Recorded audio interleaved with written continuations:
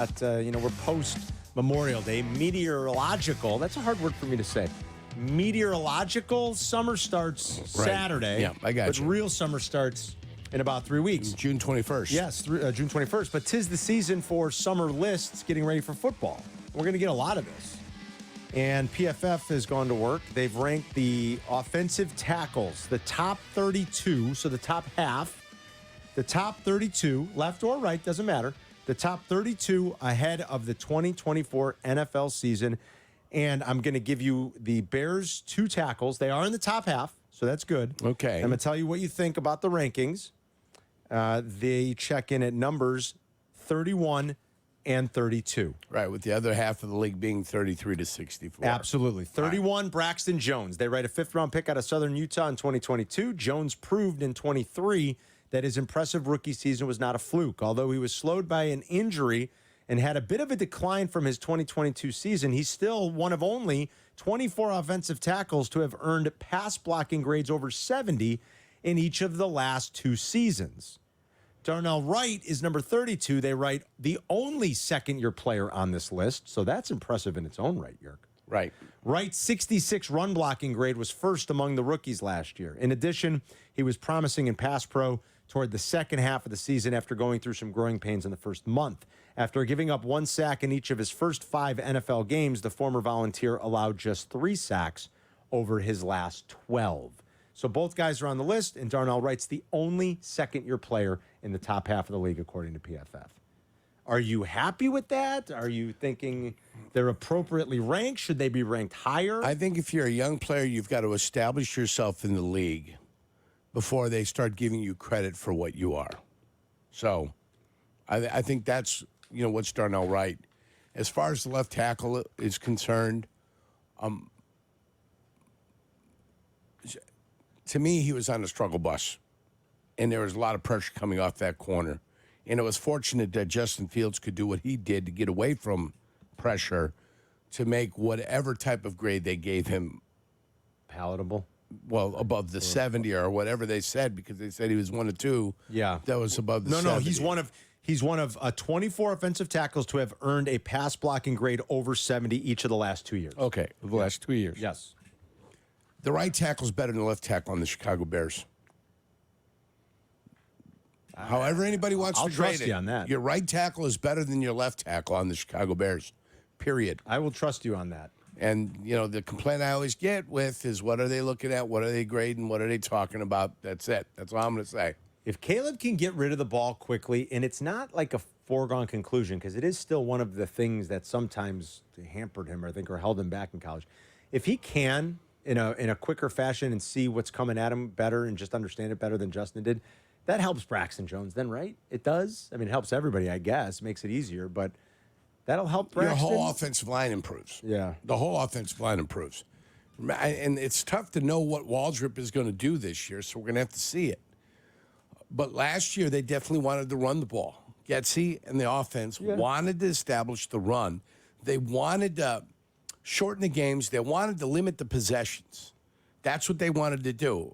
You could tell right away exactly what they were looking to do. Yeah. So it'll be interesting to see with the weapons that you have at the receiver position.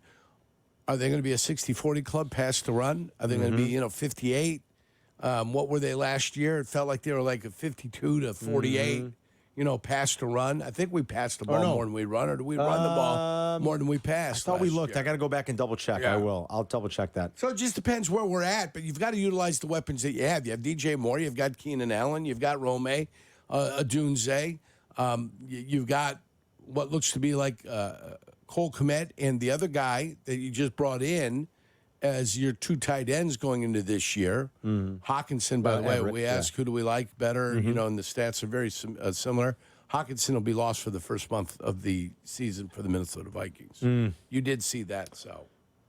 Yeah, it just depends what Waldron's going to do and how he's going to attack. I assume he's going to attack via the air. There were a few more rushing attempts than there were pass attempts. So they were 50-50. But it was pretty close, man. Yeah, 50-50. I mean, it was within like 20 plays here. They were one of the only clubs probably that was like that. Yeah. If you look at the top 10 from PFF, I don't think anybody's going to argue with these. I mean, maybe you nitpick with the order a little, but spit them out. Trent Williams, 1. Tristan Wirfs, 2. Penei Sewell, 3. Christian Darrisaw, 4. And we know being in that division, having Bears in this division, we know how good Sewell and Darrisaw both are. Jordan Mailata, 5. Lane Johnson, 6. Boy, that Eagles line, man, I tell you. Tyron Smith, 7. Laramie Tunsil, 8. Rashawn Slater, the former Wildcat, 9. And Colton Miller, 10. Again, I don't think you argue with any of that. Maybe you could argue Andrew Thomas of the Giants should be in that top 10, but he's just on the outside looking in anyway. Like, I don't think you argue with it. It's a pretty good list. Glad to see the Bears' 2 tackles are in the top half, and hopefully they just continue to get better. And I think Jurko's probably right. I mean, you can look at it and know better than us, but I just think what we saw last year, I think Darnell Wright's probably the better tackle. And that bodes well for his future as he's only going into his second year. Yes, I believe so. And if there's not a more marked improvement by your left tackle next year, you'll be looking for a left tackle again. Mm-hmm. So we'll see what it looks like with Caleb Williams there. The Bears, in their overall roster rankings, check in at number 20th. They did biggest strength last year. They write the coverage unit. Led by breakout star Jalen Johnson, Chicago played very good defense down the stretch. Of particular importance was their improvement in coverage. Over the final 7 weeks, the Bears ranked 5th in coverage grade and 1st in interceptions. Their biggest weakness last year was their D-line. We know that. X factor for this year, they write about Darnell Wright and how good he was and how he can be even better. They're going under the total, which I don't know about that. I hope they're wrong because I bet over 8.5. They're going over, under 8.5. They're going under. They write, on one hand, the Bears are a team with an ascending defense and a loaded receiving core. On the other, they're a team with a rookie gunslinger, a new OC, and a bottom 5 trench unit on both sides of the ball.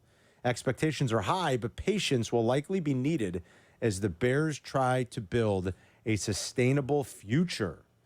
I know you're not going to like that because you're thinking 11. It's a poor analysis. It is. It's poor analysis. They have to recognize the fact that it's the coverage unit.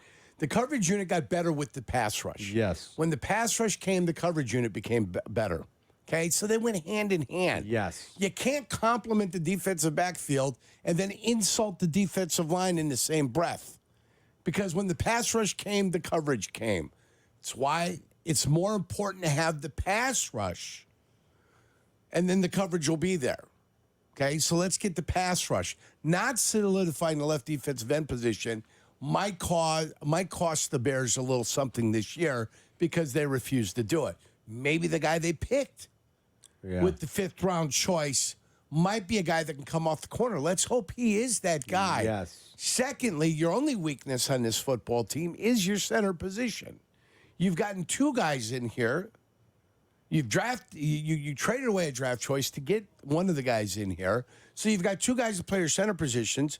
But dare I say, Tevin Jenkins graded highly on PFF last year. Yes, he did. When he was available. And Nate Davis is actually better than he is if you can ever get him to training camp. They just have to play. Yeah. Those 2 just have to play. gotta And play I think together. it's fine. Yes, play together. You guys got to all play together. You Yes. got to have one happy unit, shiny, happy people smoking bongs. Yeah. That's what they've got to do. They've got to be together. They've got to be able to get comfortable with each other, handle the stunts. They didn't handle stunts well at times last year. And then Green Bay just physically beat the living crap out of them in that final football game. And maybe knowing they weren't going to be able to go for the playoffs took a little wind out of the sails. But that was a horrific game to end the season, Yes, 17-9. It wasn't close. Yes, it was. 9 points, 17, 8-point game. It didn't seem close at all. I think you're right about that. The Lions and obviously the Lions and the Packers, I don't think anybody would argue really too much, both finished a little bit higher on the list in terms of the overall roster rankings. The Vikings finished just behind the Bears, if we're just looking at the NFC North teams, at 21. So all the teams, factoring in that top 2/3 of the league. It's going to be a competitive division. If you've got thoughts, you can let us know at 312-332-3776. Things that the Bears can continue to build on, things that you're excited about, and you like the fact that both tackles cracked at least the top half in PFF's rankings. Plus, we'll get back to some Cubs conversation. Ben Brown was terrific. Want to talk to Jurko a little bit about Game 4 down in Dallas last night as the T-Wolves stay alive and force a Game 5 tomorrow night back in Minneapolis. It's Carmen and Jurko. We're back in 2 minutes.